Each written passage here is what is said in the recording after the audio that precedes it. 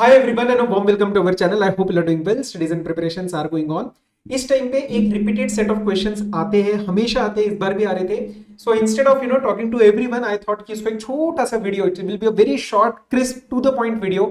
I thought to ठीक है, चलो ये शायद सबके लिए बेनिफिट हो जाएगा. सो सुनो इसमें अब क्या बात करने वाले हैं.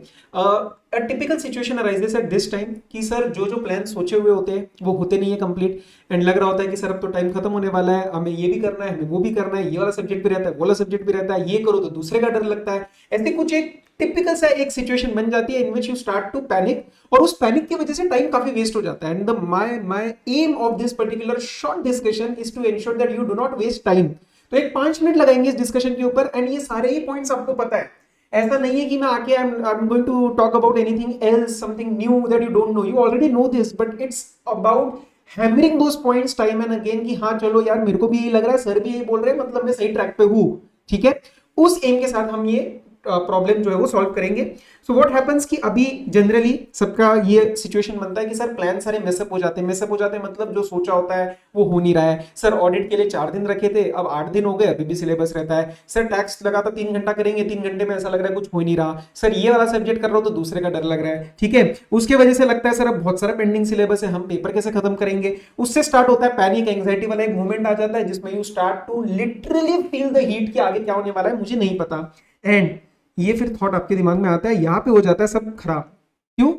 या तो आप पहली बार अटेम्प्ट दे रहे हो तो वही नेगेटिव थॉट शुरू हो जाता है कि मैं फेल हो जाऊंगा, मैं फेल हो जाऊंगी.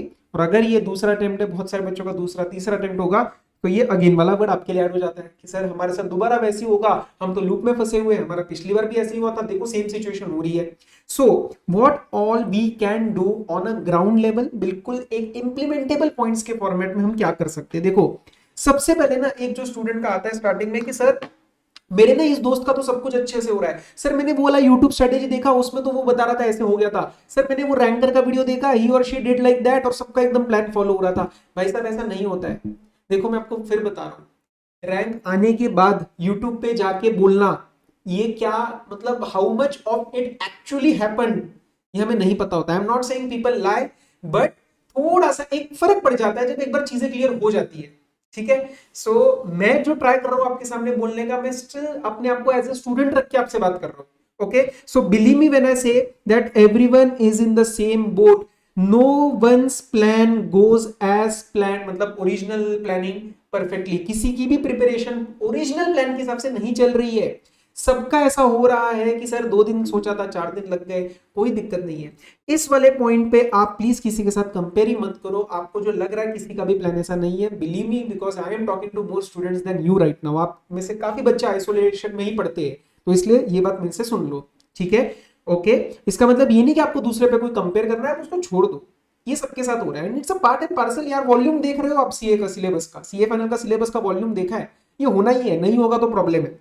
ठीक है, do not discuss your study preparation with anyone. This starts as one of the casual conversations कि हाँ भाई हेलो क्या चल रहा है तेरा, अच्छा मैं तो यार डीटी में ये कर रहा हूँ, अच्छा तेरा ये हो गया, अच्छा तो इसमें से पढ़ रहा है, अच्छा तेरा इस तरीके से कर रहा है. एंड आप अपने सारे ही प्लान्स पे जो है वो डाउट करना स्टार्ट कर देते हो.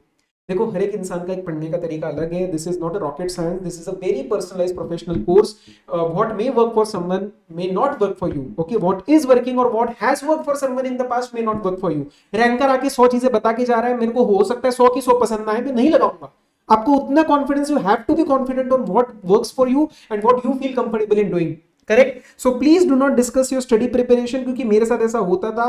मैं कभी कभार एक दोस्त से, मेरा एक दोस्त था वो भी रैंक होल्डर ही था, उससे मैं बात करता था, भाई अभिषेक है उसका नाम, अभिषेक क्या चल रहा है अभी, क्या क्या हुआ है. तो वो हम एक दूसरे से बात करते थे, हम दोनों ही डर जाते थे. फिर हमने खुद ही डिसाइड किया भाई please let's not talk about the study preparation, material कुछ भी नहीं. ठीक है, इसी के साथ प्लीज वो भी देखना कि आपको मटेरियल भी नहीं चेंज करना है. हालांकि मैं उसके बारे में अलग से एक वीडियो बनाने वाला था, क्योंकि वो भी ब्लेंडर करते हो आप. मटेरियल नहीं चेंज करना. अरे ये शॉर्ट नोट्स मिल गए, अरे ये 20 पेजेस का मिल गया, अरे ये इस टीचर ने ये दिया, टेलीग्राम पे फ्री दिया, मत करो. जो पढ़ा है उसमें से ही कंटिन्यू करते जाओ. सर ये तो बात हो गई साइकोलॉजिकल लेवल पे. अब करना क्या है, एक्चुअल में कैसे मैनेज करें. देखो ये सुनने में बहुत ईजी लगेगा, लेकिन आपको करना है. आप अभी क्या करोगे, टैबलेट वगैरह पे नहीं, लैपटॉप पे भी नहीं, पेन पेपर पे. हाँ, there is some reason why I am telling you. पुरानी चीजें ज्यादा वर्कआउट क्यों करती है. आप एक पेन और पेपर लोगे, you will jot down what all is pending exactly in precise terms. Precise terms मतलब एक एक टॉपिक वाइज आपको भी क्या क्या पेंडिंग है आपके ओरिजिनल प्लान के हिसाब से। उसके अंदर now is the first time I think publicly मैं आपके सामने ये चीज बोल रहा हूँ वीडियो पे कि भाई एबीसी एनालिसिस थोड़ा सा कर लो। सर एबीसी एनालिसिस मतलब क्या, हाई प्रायोरिटी वो वैसा, आपको ये पता होगा, आपको किसी से पूछने की जरूरत नहीं है that out of the remaining topics which I have not revised, किसी में अगर कॉन्फिडेंस लग रहा है तो उसको भी छोड़ दो, चाहे वो कितना मर्जी इंपॉर्टेंट टॉपिक हो। बचे हुए टॉपिक्स में से वॉट एवर यू फील, वो आपको पता होगा क्वेश्चंस देख के कि यार ये टॉपिक टेस्टेबल है या फिर ये मुझे नहीं आता, please focus on that first, ठीक है। और ये करना आप सारे सब्जेक्ट के लिए। Another one mistake happens sometimes inherently or I can say unconsciously we try to focus on more where we have our strengths। मेरा डीटी अच्छा है तो लगता है सर डीटी में ही और ये अच्छे से कर लेते हैं। आपको सारे सब्जेक्ट्स को ऊपर लेके आना है, आपको एक सब्जेक्ट ऊपर एक नीचे रह गया तो वो 40 वाला प्रॉब्लम आ सकता है, तो प्लीज वो मत करना, ठीक है। सो एबीसी एनालिसिस जो भी आप कहते हो कि प्रायोरिटी वाइज स्टडी या वॉट एवर इट इज, जो भी टॉपिक्स में आपको डाउट है वो वाले आप पहले उठाओ and it is okay if some topics are left out. मेरे कहने पे आप ये चीज मान लो, कोई बच्चा कोई रैंकर AIR 1 सारे टॉपिक्स करके नहीं जाता है, कहीं ना कहीं it matters whether you have done those topics in the past. Last 1 month में भी अगर कोई टॉपिक नहीं किया, there were n number of topics which I did not cover in the last month, but when they were asked in the exam I was able to solve it comfortably, so that you need to focus upon, that you need to remember। और अपने आप पे भरोसा नहीं है तो मेरे पे भरोसा कर लो, मैं कह रहा हूं ये चीज होती है, पेपर में क्लिक करेगा। तो सारे टॉपिक्स नहीं हुए कोई फर्क नहीं पड़ता, आप इंपॉर्टेंट वाले करके जाओ मेरे कहने पे, ठीक है। नाउ यहां पे एक मैं आपको जरूर सजेशन दूंगा that out of the topics pending I will surely recommend that you should focus more on question solving and paper solving। मतलब क्वेश्चन सॉल्विंग उस टॉपिक के, या फिर अगर सब्जेक्ट में कॉन्फिडेंस नहीं आ रहा तो एक पेपर सॉल्व करना है। एक जो मैं ब्लॉक हमेशा बोलता हूं RTP, MTP1, MTP2, ये ब्लॉक तो भैया आप छोड़ ही नहीं सकते।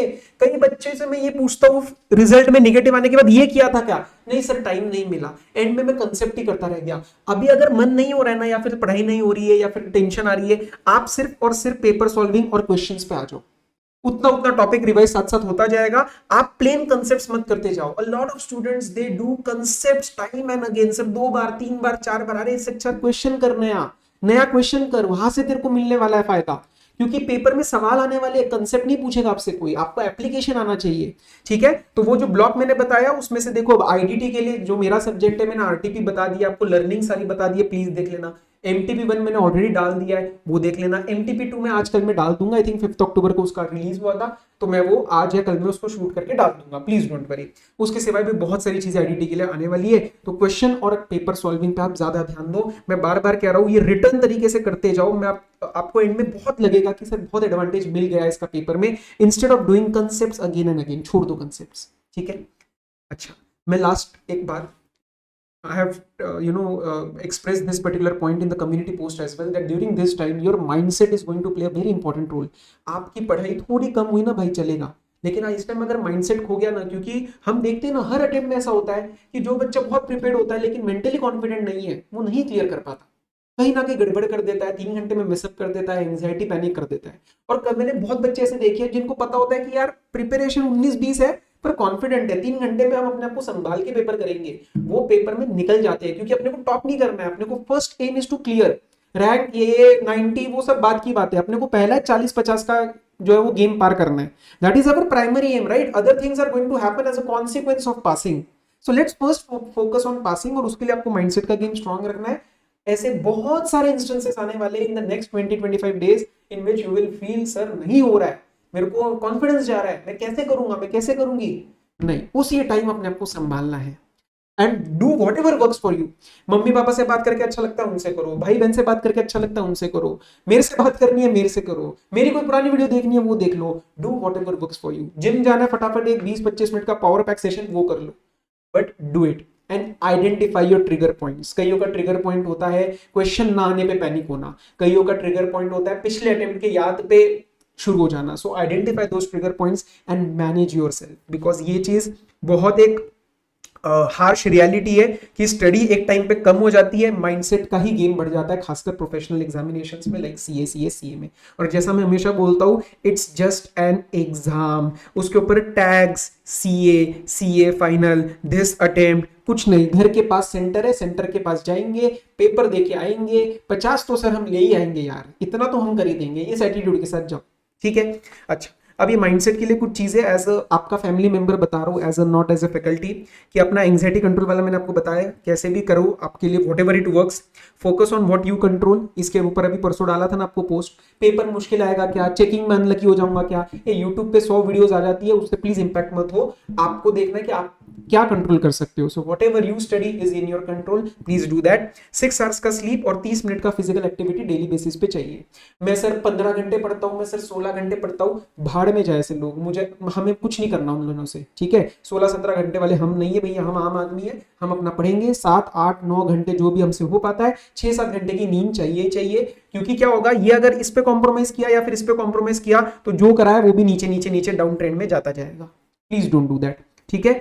घर का खाना खाना, सर ये क्या बता रहे हो, अरे सुन लो, मेरे सामने एक केस था, मेरा स्टूडेंट था, उसके एक अटेम्प्ट में फूड पॉइजनिंग की वजह से वो हॉस्पिटलाइज हुआ था, उसका अटेम्प्ट स्किप हुआ, अगला अटेम्प्ट उसने निकाला, ये 23 में हुआ था, ठीक है। तो मुझे पता है, होममेड फूड खाओ प्लीज, बाहर का मत खाओ इस टाइम, रिक्वेस्ट है। कुछ भी आपका मन करे मम्मी को बोलो या जो भी है घर का, ठीक है। पास्ट के बारे में नहीं सोचना है, सर मेरे पिछले अटेम्प्ट में ऐसा हुआ था, सर मेरे पिछले ऐसा हुआ था, अब दोबारा तो नहीं होगा, नहीं होगा। आपने अपनी मेहनत चेंज करी, टाइम नया आ चुका है, बदल चुके, you are into new attempt, you are into new preparation zone, तो रिजल्ट भी चेंज हो जाएगा। और एक लास्ट जो मैं चीज बोलता हूँ, सरेंडर, ये मैं पहली बार ही बोल रहा हूँ, I am not a very astrological और वैसा वाला नहीं है मेरा हिसाब, भगवान वगैरह में मैं जरूर मानता हूँ।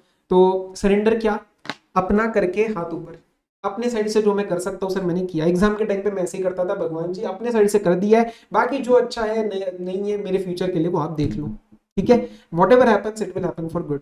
I hope this video was useful, because अभी वाला पैनिक सिचुएशन जनरली इसी मूवमेंट में क्रिएट होता है, जो ये अक्टूबर महीना जब स्टार्ट हो जाता है ना। सो आई होप इससे आपको थोड़ा सा कामनेस लगी हो, जरूरत लगे तो दोबारा देख लेना वीडियो, कोई दिक्कत नहीं है। एंड डेली मॉर्निंग में अपने आप से 1 मिनट के लिए जरूर बात करना कि यार नहीं आज ऐसा ऐसा है, बस कुछ टाइम की बात है, अपनी मेहनत करते हैं, ये वाले पॉइंट्स को समझते हैं, आगे बढ़ते हैं। चल बाय बाय, टेक केयर।